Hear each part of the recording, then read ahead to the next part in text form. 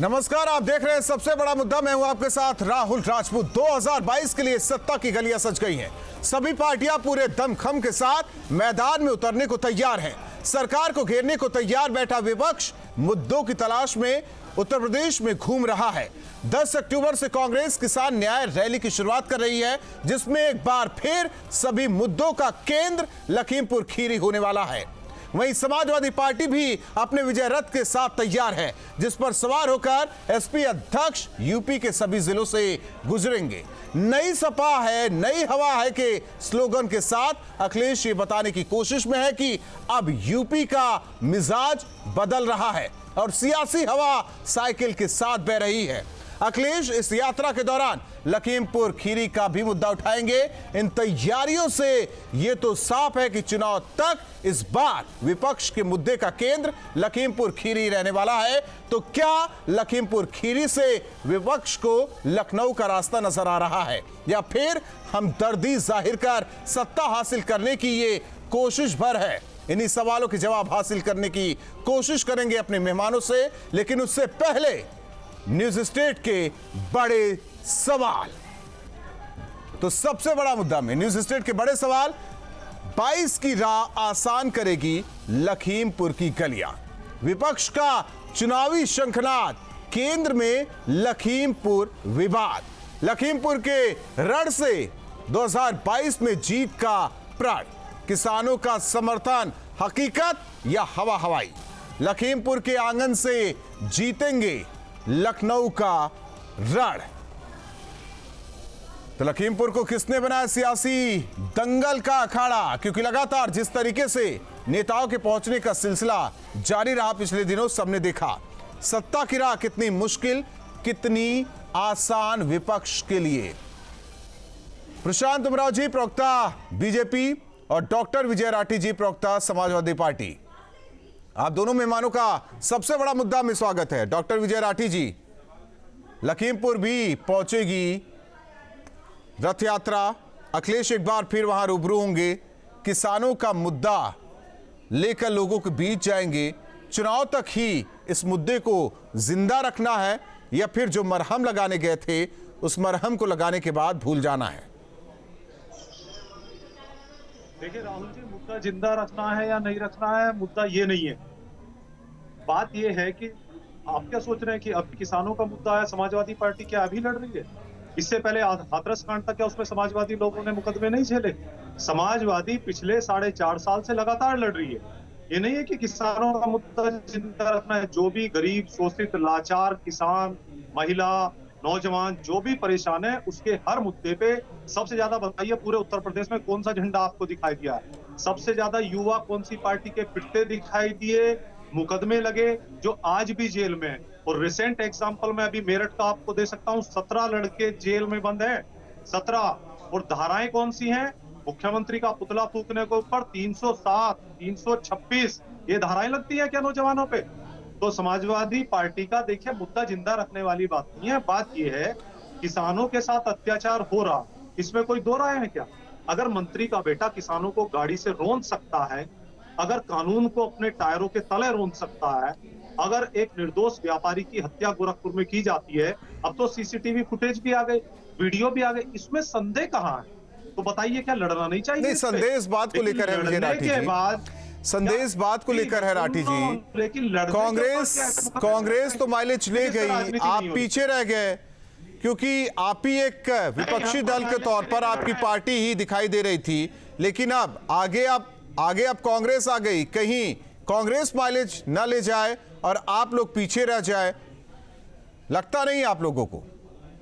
नहीं, देखिए राहुल जी, ये कोई माइलेज लेने वाली बात नहीं है। मैं कतई ऐसा नहीं सोचता हूँ। समाजवादी पार्टी का एक एक कार्यकर्ता, क्या हम अभी मेहनत कर रहे हैं? आप बताइए मुझे, क्या हाथरस कांड पे मुकदमे नहीं लगे हम लोगों पे? क्या हाथरस कांड में जब दलित की बेटी के साथ अत्याचार हुआ, क्या समाजवादी आगे नहीं थी? बीजेपी प्रवक्ता से जवाब लेंगे, जो आपके सवाल हैं उसी का जवाब। हालांकि अंशु अवस्थी जी हमारे साथ कांग्रेस के प्रवक्ता भी चर्चा में जुड़ रहे हैं, बीजेपी प्रवक्ता के पास चले। लेकिन उससे पहले अंशु अवस्थी जी, जो कांग्रेस की गाड़ी है जिसमें लखीमपुर नाम का पेट्रोल पड़ा है, अब माइलेज कितने की मिल रही है कांग्रेस को? देखिए, जहां पर भी किसानों के साथ अत्याचार होगा, जहां उत्तर प्रदेश में किसी भी व्यक्ति पे अत्याचार होगा और सरकार अपराधियों के साथ खड़ी होगी, बलात्कारियों के साथ खड़ी होगी, हत्यारों के साथ खड़ी होगी, वहां कांग्रेस पार्टी का एक एक कार्यकर्ता प्रियंका गांधी जी के नेतृत्व में खड़ा होगा। और हर बार सरकार को झुकना पड़ा है, चाहे हाथरस की घटना हो, उम्बा की घटना हो या लखीमपुर की घटना हो। उससे पहले भी लखीमपुर में जब एक महिला की साड़ी खींची गई थी, आप मुझे बताइए उनके साथ कौन खड़ा था? वो महिला तो बेचारी बड़े आत्मविश्वास के साथ कोई झंडा उठा रही थी, और जब उसके ऊपर आफत आई तब तो कोई नहीं दिखाई पड़ा। उस समय भी प्रियंका गांधी जी खड़ी थी।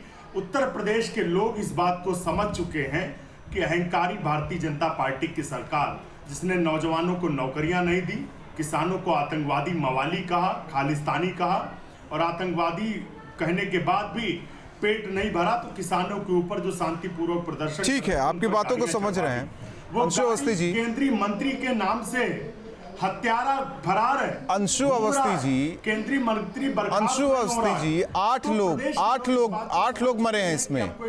8 लोगों में सबकी बात हो रही है क्या?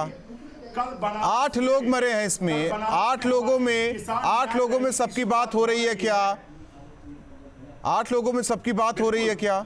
सबकी नहीं हो रही है। सबकी बात हो रही है, सबकी नहीं हो रही है। 8 लोगों में। मेरी बात सुन लीजिए, मैं फिर से कह रहा हूं, ये बहुत ही चिंतनीय विषय है। प्रियंका गांधी जी ने इस बात को कहा है कि देश के नौजवानों में जहर भरकर उकसाकर उनको मारने का काम भाजपा की वजह से हुआ। भाजपा के हत्यारे केंद्रीय मंत्री ने अपनी गाड़ी दी। लखीमपुर खीरी का मुद्दा कांग्रेस को मिला और अचानक रैली का नाम ही बदल दिया गया। प्रतिज्ञा रैली से किसान न्याय रैली हुई। हमें दुख है, लेकिन उसके पीछे अगर कोई कितना माइलेज प्रियंका राहुल लेना चाहते हैं? अपने कार्यकर्ताओं की भी गुनहगार, हत्या की गुनहगार बीजेपी है, ठीक है, किसानों की भी हत्या की गुनहगार। ठीक है, ठीक सर, ठीक। प्रशांत उमराव जी, अमेठी में क्या हराया आप लोगों ने राहुल गांधी को? कांग्रेस पूरी तरीके से एक्टिव हो गई है, एक भी मुद्दा नहीं छोड़ना चाहती और हमेशा कहती कि हम सभी के साथ हैं।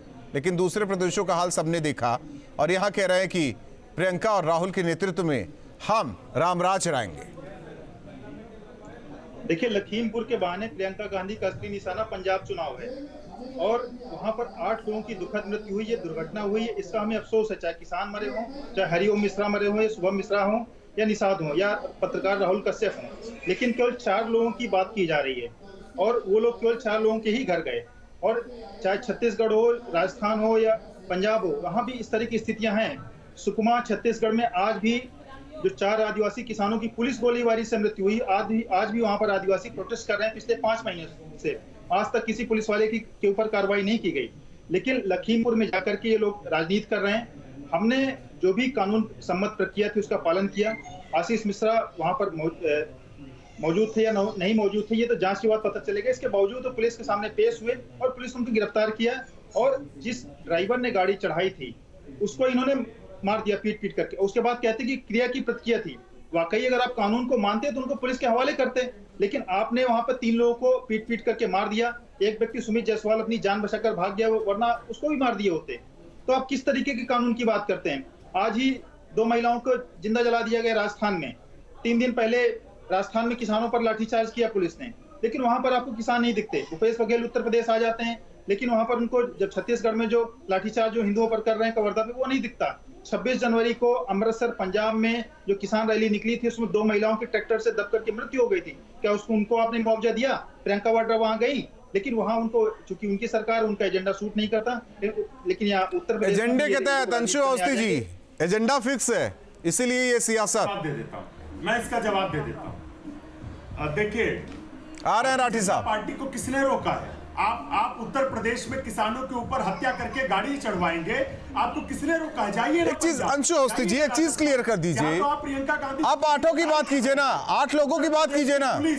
अंशु अवस्थी जी 8 लोगों की बात कीजिए। 8 मृत्यु हुई है, जो 8 मौत हुई है अंशु अवस्थी, उसकी बात कीजिए। आज उत्तर प्रदेश में अपराध की सियासी माइलेज लेने के लिए, प्रदेश के मुख्यमंत्री को दिखाई नहीं पड़ता। सियासी माइलेज लेने के लिए प्रतिज्ञा रैली किसान न्याय रैली में तब्दील। आठों की बात कीजिए ना, जान मैंने क्या किसी कहा? की जान जाना आप- ये जायज नहीं, ये मैं भी मानता हूं। कमेंट्री मत करो भाई, इतनी नुक्ताचीनी नहीं करते। नहीं आप करेंगे, बार कह रहा हूं, नहीं आप करेंगे, भारतीय जनता पार्टी को दुख दर्द सिखाई पड़ रहा है, मैं जवाब दे रहा हूं, मेरी बात सुन लीजिए। नहीं तो आप आठों की बात कीजिए ना। दर्द है, अगर आपको देखिए, आपको माइलेज लेना लीजिए, अगर आपको माइलेज लेना लीजिए। अरे भाई वो मुझे बोलने दीजिए, आपने बोल दिया, आप मेरी बात आने दीजिए, मैं अनुरोध कर रहा हूँ। भाजपा को अगर इतना दर्द है तो क्यों नहीं उनके साथ खड़े होते, सिर्फ चैनलों पर आकर भाषण देते? अरे इनका अस्तित्व तो नहीं है भारतीय जनता पार्टी। नहीं है तो आपका बनना है ना, प्रियंका बना रही तो बनाइए, ठीक है बनाने दीजिए। प्रियंका बना रही है ना, प्रियंका बना रही है, तभी बाहरी नेताओं की जरूरत पड़ी आप लोगों को। चरणजीत चन्नी आ गए, भूपेश बघेल आ गए, सचिन पायलट आ गए, सिद्धू पहुंचे हुए हैं। छोड़ो सर, कम से कम अपनी जमीन तैयार कीजिए ना, उत्तर प्रदेश के नेताओं की जमीन तैयार करवाइए। कांग्रेस की नेता है ही नहीं, बाहर से बुला लेते आप। विजय राठी जी, विजय राठी जी यूथ दिख रहे हैं। बीजेपी को आप छोड़िए सर, आप पहले अपना बीजेपी को जवाब देने दो, आप क्यों परेशान हो?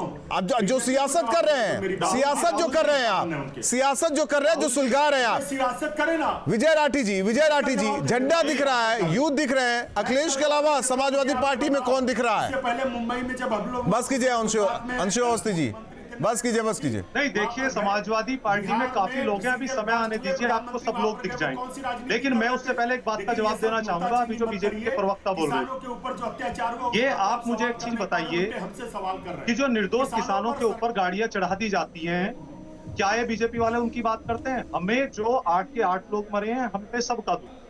लेकिन आप ये बताइए, इनकी पार्टी के फंड में तो हजारों करोड़ रुपया है, अपने कार्यकर्ता को कितना करोड़ रुपया दे दें, लेकिन किसानों को कोई पूछने वाला है क्या?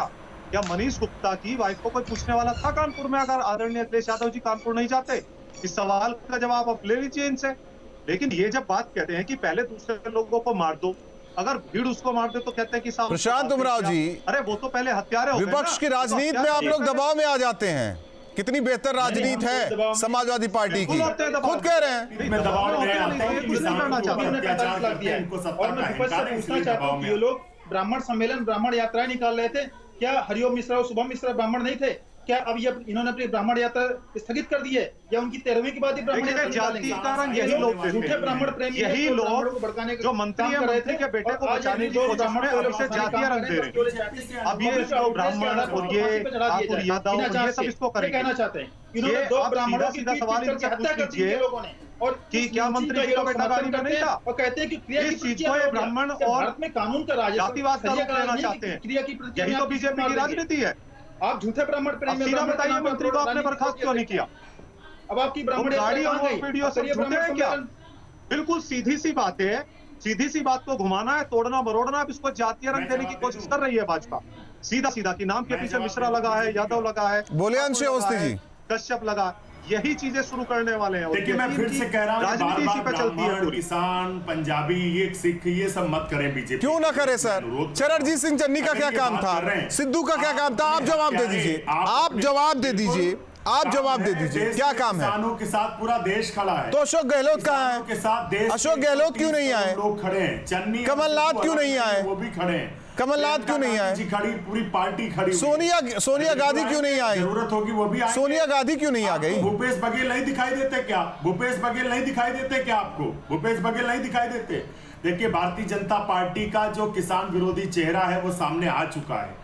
बीजेपी कितनी नफरत करती है किसानों से, गाड़ियां चढ़वाने के बाद भी हत्यारा केंद्रीय मंत्री बर्खास्त नहीं होता है। लेकिन मैं आज आपके चैनल पर कहकर जा रहा हूं, ये सत्याग्रह की लड़ाई तब तक नहीं रुकेगी जब सत्ता के अहंकारी केंद्रीय मंत्री को बर्खास्त जब तक बीजेपी नहीं करेगी। बर्खास्त करना पड़ेगा। और ये ब्राह्मणों की राजनीति बंद कर दो, ये नुक्ताचीनी बंद कर दो। खुशी दुबे का क्या अपराध है, इसका जवाब दे दो। आप केंद्रीय मंत्री को बचा रहे हैं, उनके बेटे को बचा रहे हैं, खुशी दुबे का क्या अपराध है? 5 दिन पहले जो नवविवाहिता अपने घर आई थी, उसको आपने 1.5 साल से जेल के अंदर डाल रखा है। शर्म नहीं आती है दोगले बीजेपी के लोगों को? ये दोगला अपना जवाब दीजिए प्रशांत उमराव जी। खुशी दुबे पर उनके पास जवाब। प्रशांत उमराव जी, बहुत माइलेज ले जा रही है कांग्रेस। अजय मिश्रा लखीमपुर खीरी हिंसा मामला, किसी को ऐसे हत्यारा नहीं संजीवनी बूटी से कम नहीं कांग्रेस के लिए। अभी इन्वेस्टिगेशन चली है। केंद्रीय मंत्री हत्यारा पता चल गया कौन हत्यारा उसने है अपनी कौन नहीं जीत दी। है। पहले तो इन्होंने कहा उसी कि अजय जीत मिश्रा से ने गाड़ी किसान चढ़ा दी, मरे। फिर उन्होंने कहा कि हत्यारी आशीष मिश्रा ने है गाड़ी भाजपा चढ़ा दी, सरकार। उसके बाद ये कह रहे हैं किसानों कि की आशीष मिश्रा हत्या के लोगों की ने है गाड़ी चढ़ा ली। बीजेपी अरे भाई पहले आप सरकार डिसाइड तो कर लो कि गाड़ी किसने चढ़ाई है, केंद्रीय और गाड़ी मंत्री चढ़ाई को है, बर्खास्त दुर्घटना हुई करना है। पड़ेगा, उससे आप नीचे चलिए, आप तीनों मेहमानों का बहुत बहुत धन्यवाद। तलाश रहे हैं। आप तीनों मेहमानों का बहुत बहुत धन्यवाद। जाहिर तौर पर लखीमपुर खीरी हिंसा मामले को चुनाव तक जिंदा रखा जाएगा विपक्षी पार्टियों की तरफ से, क्योंकि अब हर एक मुद्दे का केंद्र लखीमपुर खीरी ही रहने वाला है, क्योंकि हर एक विपक्षी दल इससे सियासी माइलेज लेने की कोशिश कर रहा है, क्योंकि चुनाव है और चुनाव में ऐसे मुद्दों को जिंदा रखने की विपक्ष को जरूरत भी है। इसी के साथ सबसे बड़ा मुद्दा में आज के लिए बस इतना ही।